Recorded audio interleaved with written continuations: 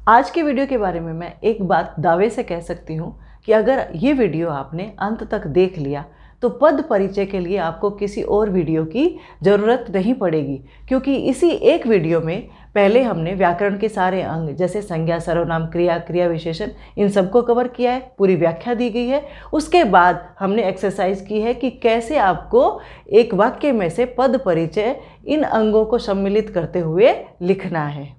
Hello students, स्वागत है आपका अपने यूट्यूब चैनल हिंदी डेस्टिनेशन में।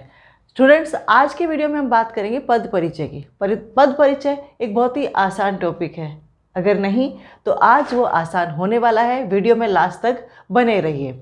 वीडियो में आगे बढ़ने से पहले एक बात मैं आपको बता देती हूँ, हो सकता है आपने नोटिस कर लिया होगा, सैम्पल पेपर देख लिए होंगे कि इस बार जो बोर्ड एग्ज़ाम है उसमें आपके व्याकरण में MCQs उपलब्ध नहीं होंगे, इसलिए इस बार थोड़ा डिटेल में आपको पढ़ना होगा। अब पद परिचय की बात करें तो देखिए, पद परिचय, पद क्या है?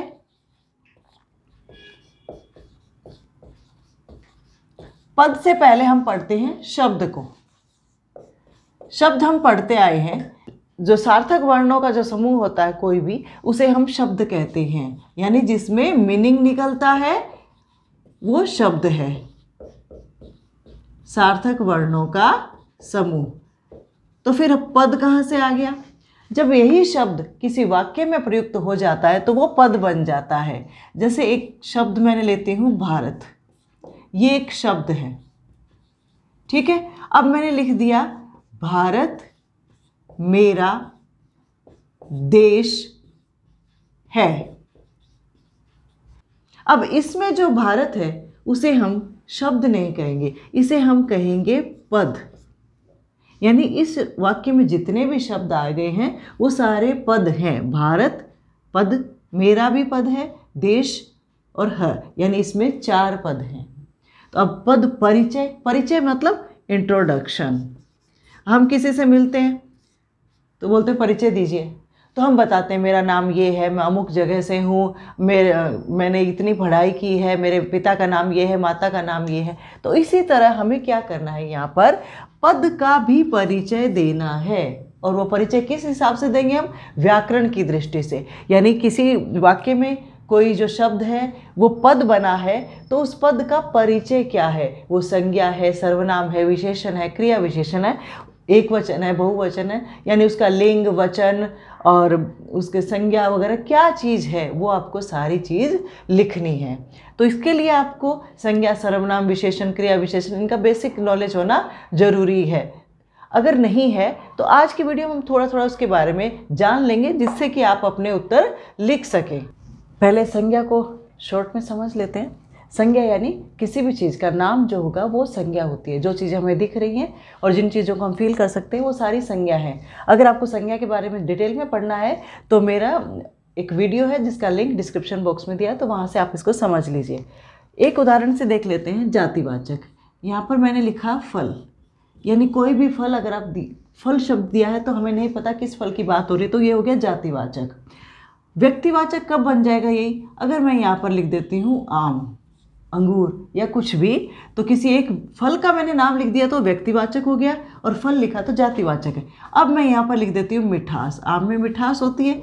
अब ये जो मिठास शब्द है ये भी संज्ञा है, लेकिन ये कौन सा है? भाववाचक है।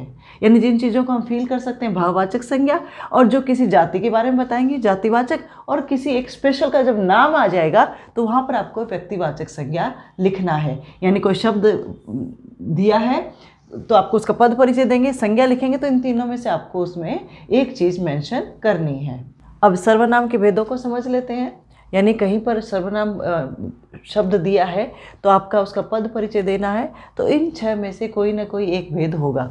पुरुषवाचक, अगर शब्द मैं, तुम, आप, वह, वे, वह है, इनमें से कोई शब्द है तो आप उसको लिखेंगे पुरुषवाचक सर्वनाम।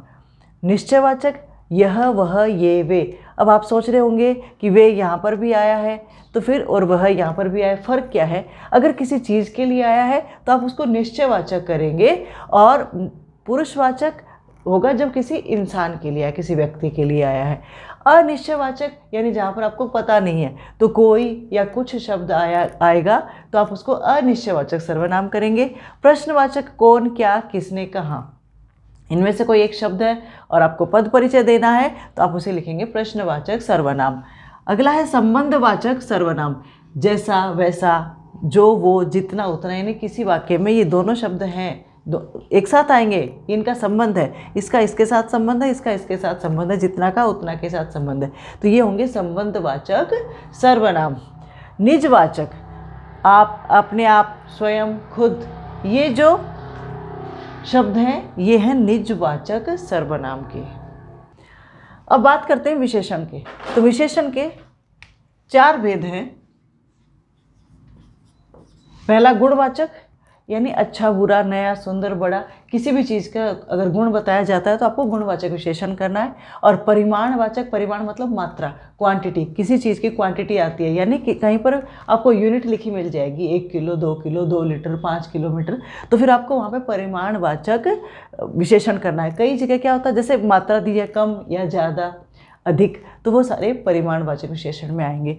संख्यावाचक, ये पहचानना बहुत आसान है, 1 2 3 4 5 6 7 कोई भी संख्या आ गई तो संख्यावाचक। इसके अलावा पहला, दूसरा, ये जो पोजीशन बताने वाले शब्द हैं, पहला, दूसरा, तीसरा, चौथा, तो वहाँ पे आपको संख्यावाचक करना है।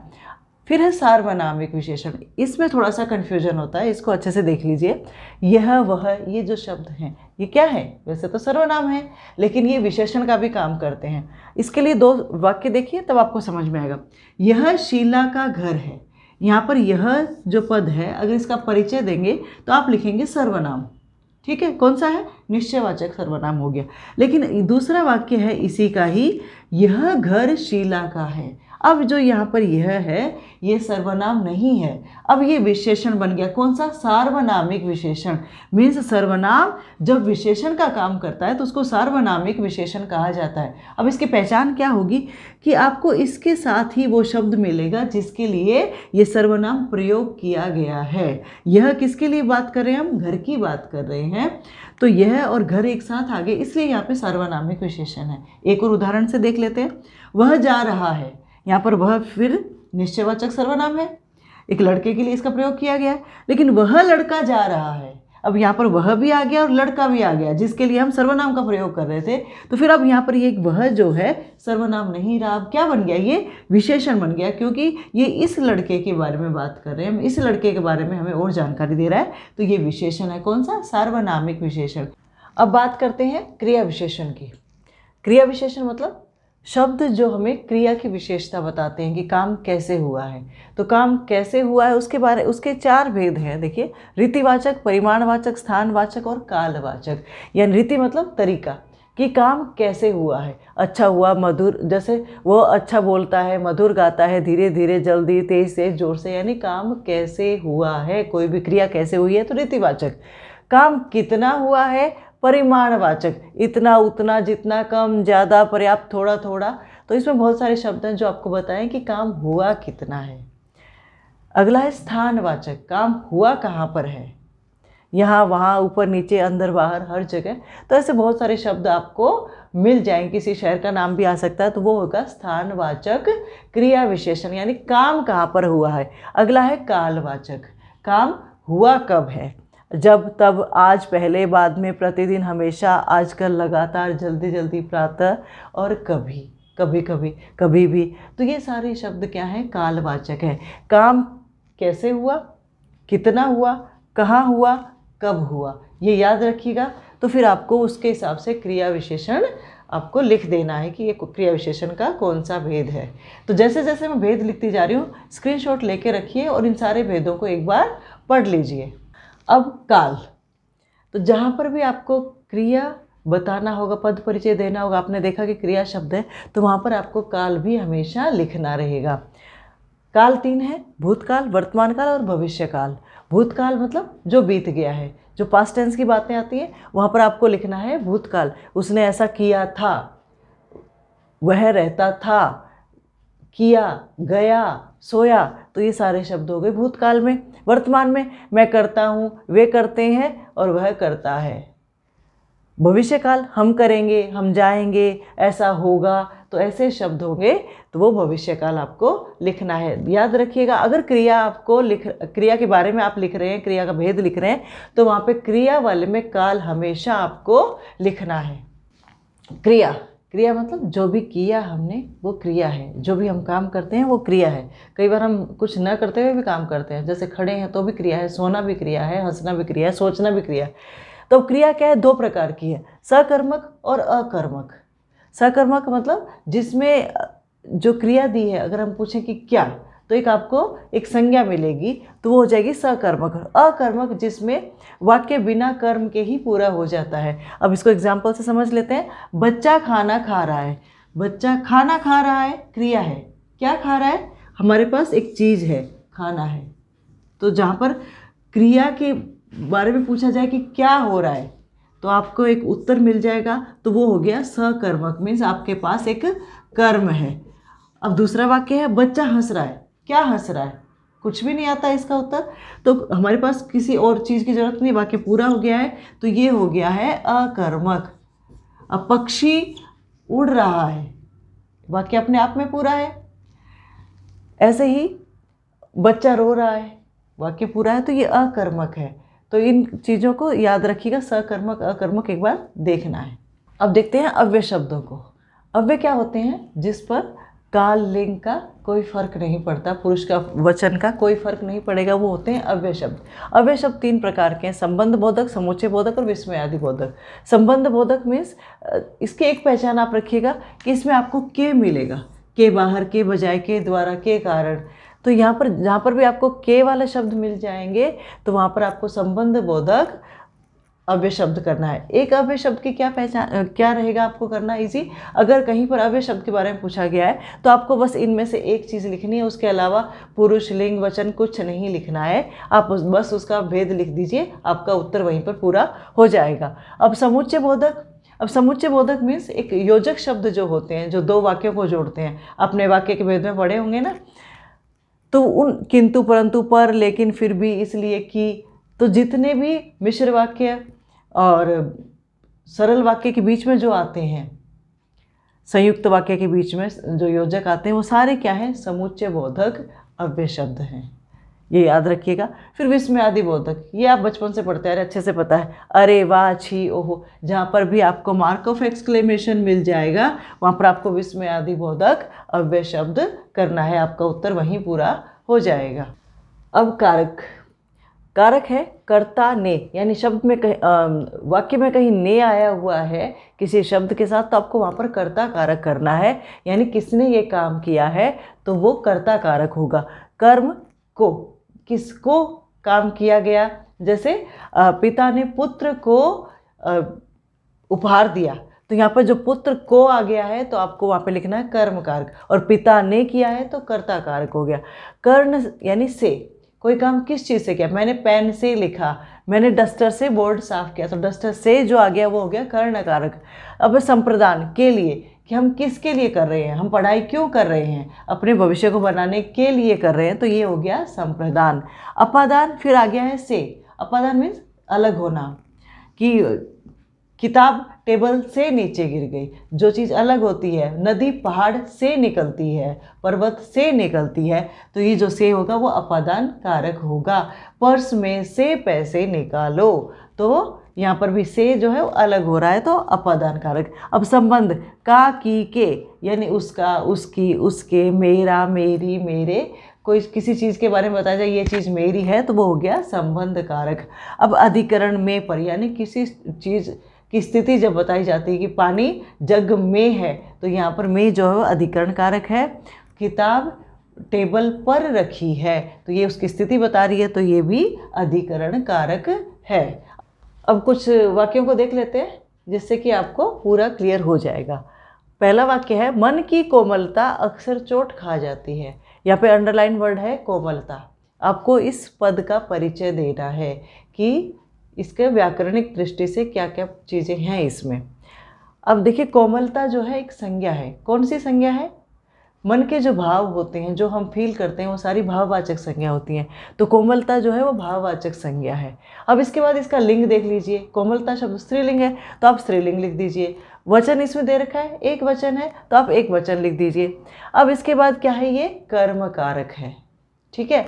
अब जब आप इसका उत्तर लिख रहे हैं तो ज़रूरी नहीं है कि आप एक फिक्स सीक्वेंस फॉलो करें, आप कोई भी चीज़ कहीं पर भी लिख सकते हैं, बस वो चीज़ें होनी चाहिए, जहाँ कहीं भी आप लिखना चाहें लिख सकते हैं। दूसरा है, वे बहुत कोमल व संवेदनशील व्यक्ति थे। यहाँ पर संवेदनशील शब्द को अंडरलाइन किया गया है। अब देखिए, संवेदनशील व्यक्ति, व्यक्ति एक संज्ञा है। जब संज्ञा से पहले आपको शब्द मिलेगा तो वो ज़्यादातर विशेषण होंगे। अब विशेषण कौन सा है? संवेदनशीलता एक गुण है, तो ये हो गया गुणवाचक विशेषण। अब ये इसका विशेष्य क्या है? विशेष्य मतलब जिसकी विशेषता बताई जाए। विशेषता किसकी है? संवेदनशीलता एक व्यक्ति की है, तो व्यक्ति विशेष्य है, संवेदनशील उसका विशेषण है। और ये शब्द कैसा है? पुल्लिंग है। अगला है, सीमा साइकिल से गई। साइकिल से, साइकिल शब्द स्त्रीलिंग शब्द है, आप स्त्रीलिंग लिख दीजिए। उसके बाद वचन देखिए कितना है? एक वचन है। फिर साइकिल से इसमें जुड़ा हुआ है, किसके द्वारा काम किया गया, तो कारक कौन सा है? कर्ण कारक है। आप इतना लिख दिए, स्त्रीलिंग एक वचन कर्ण कारक हो गया। अब देखिए, साइकिल शब्द जो है संज्ञा भी है। संज्ञा कौन सी है? जातिवाचक संज्ञा है। अगला है, दादी जी प्रतिदिन गीता पढ़ती हैं। पढ़ती हैं शब्द को अंडरलाइन किया गया।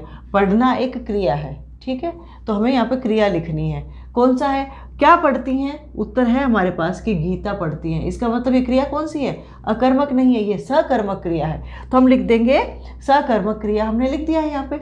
अब देखिए इसका काल, जब भी आप क्रिया लिखेंगे काल जरूर लिखना है। पढ़ती हैं से पता चल रहा है कौन सा काल है? वर्तमान काल है, आपने वर्तमान काल भी लिख दिया है। अब वचन देखिए, एक ही है, एक दादी जी एक ही है, तो आप इसमें एक वचन लिख दीजिए। पढ़ती हैं से लिंग का भी पता चल रहा है, तो स्त्रीलिंग भी लिखना है। अब मैंने यहाँ पर एक और शब्द लिख दिया, आदरार्थक। जब आपको ये लगे कि आदर देने के लिए ही इस शब्द का प्रयोग किया गया है, तो आप वहाँ पे आदरार्थक शब्द भी जोड़ दीजिएगा। अगर नहीं जोड़ेंगे तो भी चलेगा, लेकिन जोड़ देंगे तो आपके लिए अच्छा रहेगा। तो आदरार्थक शब्द हमने यहाँ पे लिख दिया है। अगला वाक्य है, मेरी बात पर वह बहुत हंसा। यहाँ पे अंडरलाइन शब्द है बहुत। अब बहुत जो है एक अव्यय शब्द है। बहुत धीरे धीरे ये जो शब्द हैं जिन पर काल का, वचन का, पुरुष का कोई फर्क नहीं पड़ता, आप उनको सबसे पहले अव्यय शब्द लिख दीजिए। अब अव्यय के बाद क्या है? अव्यय शब्द जो रहेंगे ज़्यादातर उसमें क्रिया विशेषण भी रहेंगे। अब क्रिया विशेषण क्या है? क्रिया विशेषण क्या होता है? जो क्रिया की विशेषता बताता है। हंसा, कितना हंसा? बहुत हंसा, तो परिमाणवाचक क्रिया विशेषण ये हो गया है। इसके बाद आप लिख दीजिए कि ये जो हंसना क्रिया है उसका क्रिया विशेषण है। इसमें इसके अलावा आप ये लिख सकते हैं कि काल, जहाँ भी आप क्रिया या क्रिया विशेषण के बारे में लिखें तो काल भी लिख दीजिए। एक वचन है और काल इसका भूतकाल है। अगला है, धीरे धीरे कुछ लोग हमारी तरफ आ गए। धीरे धीरे फिर एक अव्यय शब्द है, और अव्यय शब्द के साथ साथ ये क्या है? क्रिया विशेषण शब्द है। धीरे धीरे आ गए, यानी आना जो क्रिया है वो कैसे हुई है? धीरे धीरे हुई है, तो एक तरीका बता रहा है, तो रीतिवाचक क्रिया विशेषण यहाँ पर हो गया है। और आना क्रिया के बारे का ये क्रिया विशेषण है। यहाँ पर आपको इतना ही लिखना है। अगर इसमें से शब्द आ गया कुछ लोग, कुछ को अंडरलाइन किया है, तो ये एक सर्वनाम है। कौन सा है? अनिश्चयवाचक सर्वनाम। आप यहाँ पर कर देंगे, पुल्लिंग कर देंगे, इसका वचन लिख देंगे कि बहुवचन है। तो इस तरह से शब्द पद बदलते ही आपका उत्तर बदल जाता है। अगला है, आकाश में पक्षी उड़ रहा है। यहाँ पर उड़ रहा है को रेखांकित किया गया है, इसका पद परिचय देंगे हम। अब देखिए, उड़ना एक क्रिया है, तो ये क्रिया तो हो गई है। अब उड़ रहा है, क्या उड़ रहा है? कौन उड़ रहा है? पक्षी उड़ रहा है, लेकिन क्या के लिए हमारे पास उत्तर नहीं है, तो ये कौन सी होगी? अकर्मक क्रिया हो गई। अब उड़ रहा है क्रिया है, तो उसके बाद हम लिखेंगे काल। काल कौन सा है? वर्तमान काल है। अब वचन क्या है? एक वचन है, और रहा है तो एक पुल्लिंग शब्द ये है। वीर पुरुष सबका सम्मान करता है। वीर, वीर एक विशेषण है। किसका? इसका विशेष्य है पुरुष। जब भी आप विशेषण लिखेंगे तो आपको ये भी लिखना है कि ये किस शब्द का विशेषण है, यानी इसका विशेष्य क्या है, ये किसकी विशेषता बता रहा है। और ये कौन सा विशेषण है? गुणवाचक विशेषण है। पुरुष विशेष्य का, यानी विशेष्य इसका जो है वो पुरुष है और ये एक पुल्लिंग शब्द है और एक वचन शब्द है। तो यहाँ पर हमारा पद परिचय टॉपिक क्लियर हो गया है। ये वीडियो देखने के बाद आपको कोई और वीडियो देखने की ज़रूरत नहीं है। वीडियो में लास्ट तक बने रहने के लिए बहुत बहुत धन्यवाद। हाँ, एक काम और करिए, अपने दोस्तों के साथ जो भी 10वीं के बोर्ड एग्ज़ाम्स दे रहे हैं उनके साथ शेयर कीजिए ताकि वो भी आपकी तरह अच्छा स्कोर कर सके। वीडियो को ज़्यादा से ज़्यादा शेयर कीजिए और चैनल को अगर अभी तक सब्सक्राइब नहीं किया है तो सब्सक्राइब कीजिए। धन्यवाद।